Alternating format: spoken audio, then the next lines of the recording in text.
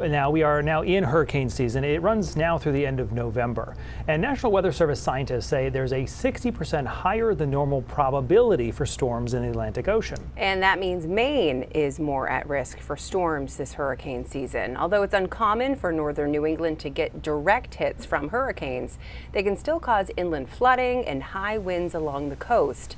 There have been significant changes and cuts recently to the Federal Emergency Management Agency, also known as FEMA, driven by the Trump administration's efforts to cut spending. That's causing some concern about whether FEMA is prepared for the impacts of hurricane season and uncertainty about whether the agency will provide federal reimbursement funding to communities devastated by severe storms. Representatives from the Maine Emergency Management Agency say they have been working more closely with county emergency management agencies and local emergency response teams to ensure communities are ready for any extreme weather events in spite of changes at the federal level. There's a lot of focus right now about stuff at the federal level, at the state level, like what's happening there.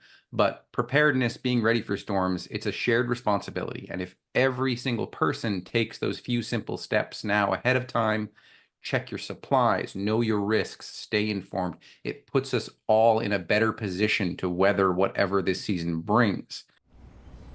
FEMA says they are still keeping a close eye on changes at the federal level. FEMA's acting director says disaster restoration costs will be shifted to the states. There have already been delays and denials on federal disaster declarations, which trigger aid to state and local governments and individual people.